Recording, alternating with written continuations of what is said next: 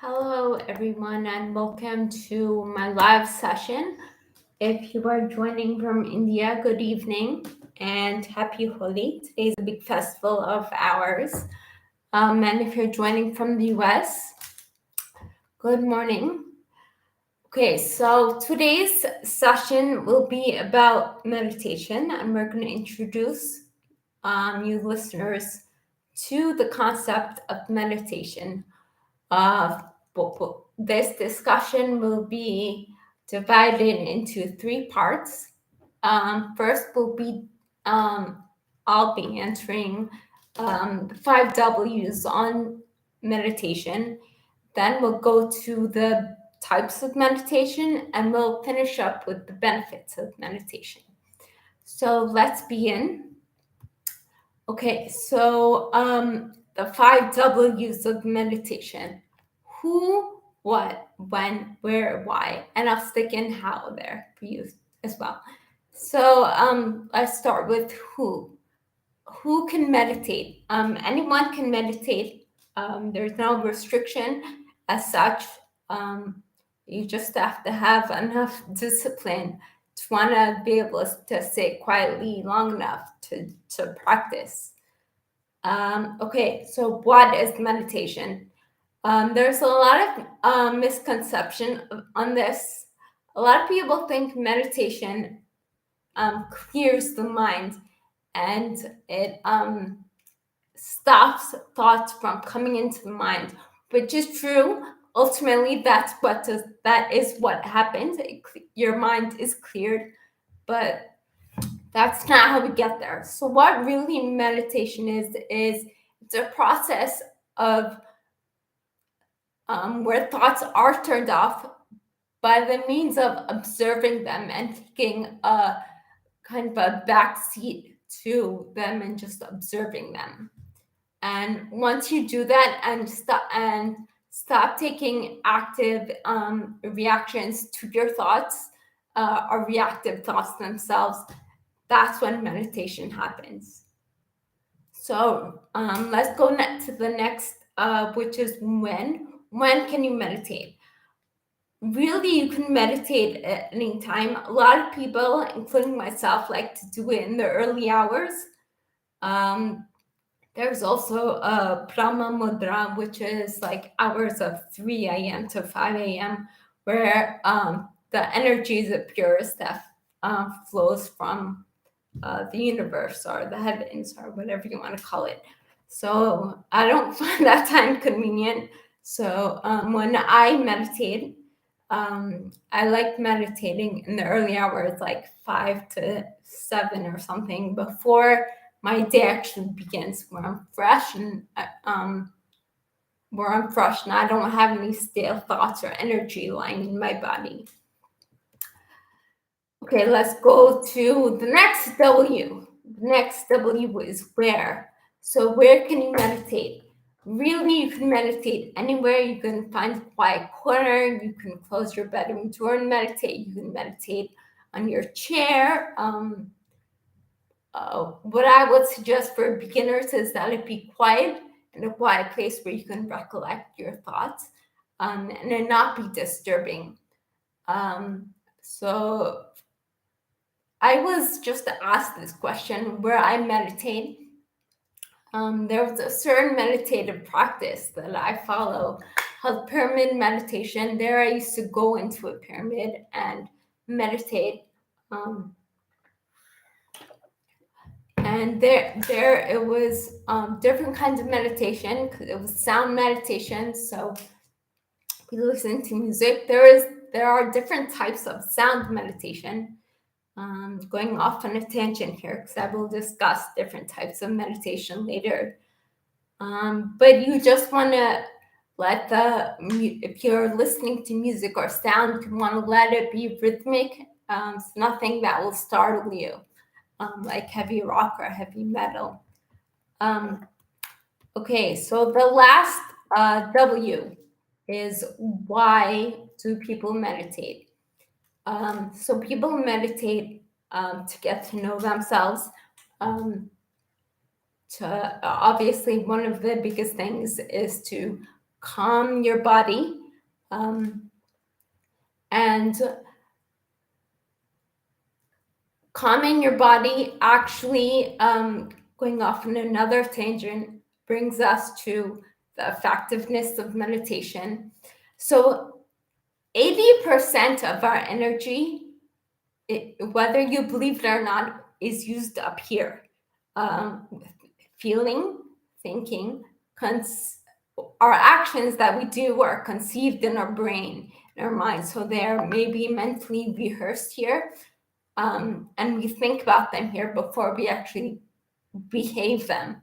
So 80% of our energy is used up here. So during the process of meditation, once we quiet and quell these thoughts, the energy is stored up, so that extra 20% energy you use to make food or go to work or go to the gym or whatever you do, you get 80% of your energy used up in your mind back to, you're able to use it up in more physical things.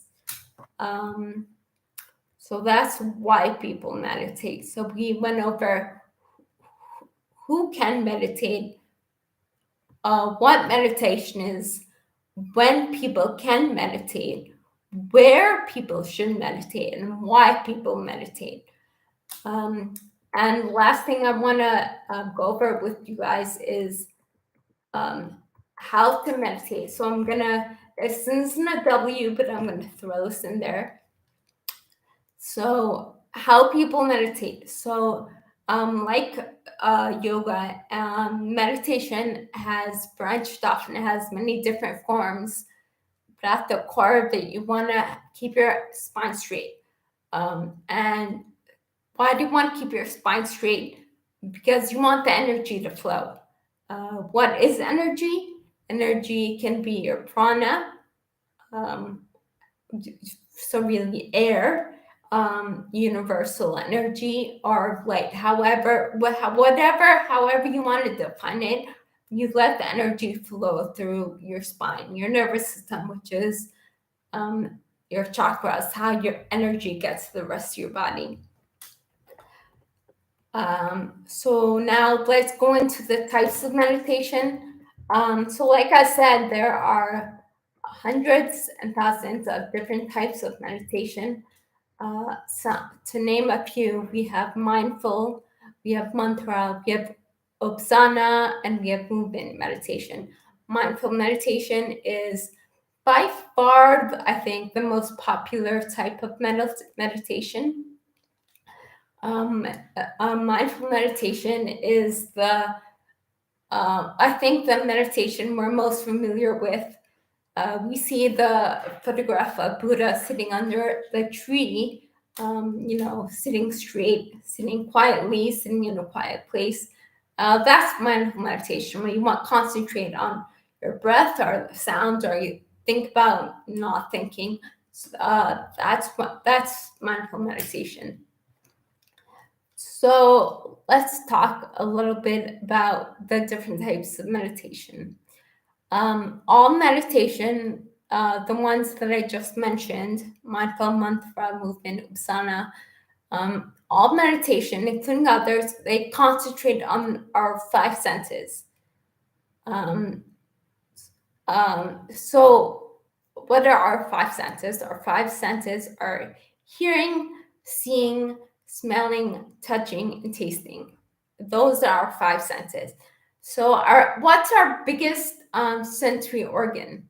Our biggest sensory organ is our body, right? And our five senses are situated somewhere on our body. So if you take away our senses, for example, COVID that we just went through or are going through, one of the side effects of having COVID was a decreased or an elimination of your sense of smell and taste. And so if those two senses are eliminated, then we can't taste the flavor of a strawberry or a mango that we'll get thoughts of, like, oh, this is really good, I want some more. Oh, I don't like this that much. or, oh, this would taste really good with ice cream. Another example is if we are not able to see the thoughts of, oh, that stoop is not high enough for me to sit on, or I'll take 5 more steps to walk on the road. So if we take out our sight, we won't have the thoughts related to sight, the thoughts we get when we see something. He's a good-looking guy, or that's a pretty picture, or whatever it is. So in meditation, what we do is we streamline our thoughts to one sensory organ, whether it's hearing, or whether it's smelling, or whether it's seeing. So when we channel our energy to only one of our senses, you can think about the thousands of thoughts that we get in one day, because from seeing or smelling or hearing, from all of our organs, our 5 senses, when we get, it's like we're bombarded with thoughts from seeing and smelling and tasting and etc. So once we block off our senses and we focus on one sense, whether it's a repetitive mantra, or it's a repetitive or rhythmic movement, or whether most commonly it's watching our breath leave and enter our body, I think you can see that instead of having all of our 5 senses activated, if only one sense or 2 senses are activated, those thousands of thoughts that we get will be reduced to maybe in the hundreds. So that relaxes the energy. I told you earlier that we spend 80% of our energy is spent in thinking and feeling and reacting. Some of that energy is already saved up. So I can, a lot of you out there can be thinking, how can you meditate on sound or speaking? Meditation is something you do when you're relaxing and your body is comfortable and your body is in a relaxed state. So I can attest to this. I used to, I still do speak mantras, like repetitive mantras. Mantras are usually spiritual or religious in nature, and you say them again and again. So I was saying this, and after a while, someone was observing me, and I said, I thought I had fallen asleep. He said, no, your lips were moving. So that means my body was calm enough, and the mantra that I was saying it 108 times. It was, I would say it was like a 30-second long mantra. But my body and my mind got so relaxed that I thought I was sleeping. So I can attest to how your body can meditate on any rhythmic or repetitive sight or movement or sound. So let me, by the way, if anyone has any comments during this session, please feel free to listen in the chat, and I will try to guide my attention there to respond to you, answer to you. So let me just go into the chat and see if anyone has said anything. Is there any particular right time to meditate? So like I had suggested, there's no particular time. If you are new to meditation, I would suggest early morning. I would suggest morning times are late when your body is relaxed. That'll be easier for you to calm your thoughts. And most easily, it's a guided meditation. So if you can find a million of these on YouTube. You can look at Yoga Nidra, and it guides you to relaxing your body, progressively tensing your muscles, directing your focus, your different body parts or your muscles. That definitely helps. So let's go to the last topic, which is the benefits of meditation. So why do we meditate? Meditation really gives us perspective to manage our stress. So you think about epiphanies. How do people get epiphanies? Meditation is one of the, I think, the best times in which people get epiphanies. I myself have experienced this many times that when I'm meditating, a thought just comes to me, and whether I act upon that thought or not, it's an epiphany. An epiphany is defined as a thought that just comes in your mind, usually a pretty good one. But meditation does that, brings clarity to your stress, your emotions, your problems. Because even if we're not consciously thinking about it, what's bothering us is always in our subconscious. Therefore, when we meditate, these epiphanies that will solve our problems, which are right now stored in our subconscious, comes to the forefront. Another main reason we, including myself, meditate is to increase self-awareness. And what does increasing self-awareness do? Increasing self-awareness brings us to the understanding of who we really are, what is our purpose, like how to deal with tolerance, how to kind of step back, not let everything punch your buttons, hit your buttons. So that's one of the main benefits to meditation. Another really good thing about meditation, which is related to increasing self-awareness, is it reduces our negative emotions. Negative emotions are like anger, hate, come on, you think of some more, jealousy, pity. Positive emotions are kind of like love and gratitude and forgiveness. And when we decrease our negative emotions, we can have an influx of more positive emotions, which will give us a better perspective. And the final benefit of meditation is relaxation.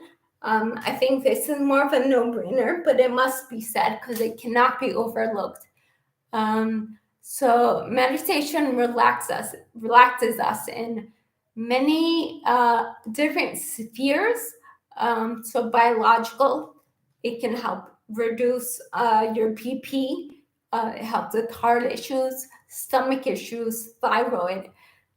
So there are a lot of biological effects to meditation. Next benefit or relaxation get from meditation is metabolic.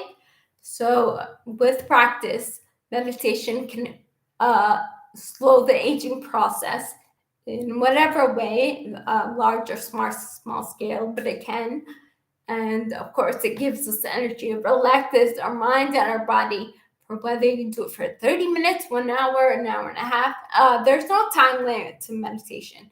You can do it for 5 minutes or you can do it for 30 minutes, whatever your schedule allows. But those 5 minutes or 30 minutes or 1 hour that you spent doing meditation, that time will you get threefold back. Meaning, if you spend 5 minutes of meditation, you'll get an extra 20 minutes of energy to whatever you want to do. If you want to go ahead and ruminate, or if you want to go to the gym, but you have those extra 20 minutes to spend energy.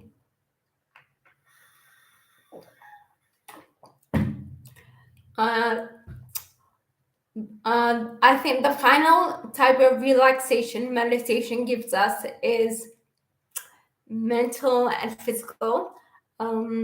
So, like I said earlier in my monologue, our mind is working 100 miles an hour every day, or even more than 100 miles an hour per day.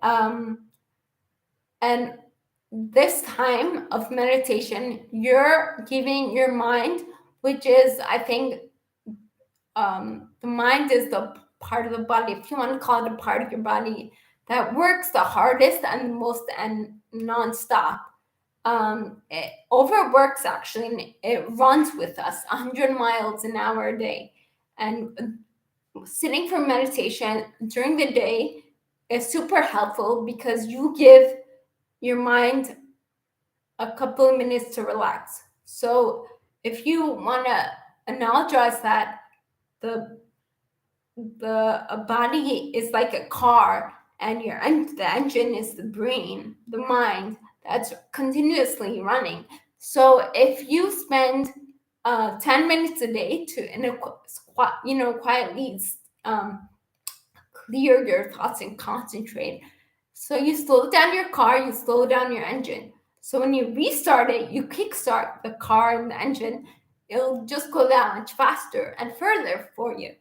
So that is my chat with you guys for today. Again, we went over the 5 W's of meditation. We went over the types of meditation, and we went over the benefits of meditation. So I want to close with, if you found this helpful, please go ahead and subscribe for more helpful and enlightening thoughts and talks. And to dig deeper into your own practice of meditation, please do contact me via my website, which is www.almachopra.in. Thank you guys for tuning in. And if you like this topic, give me a big thumbs up. Thanks, guys, and see you later. Take care till then. Bye.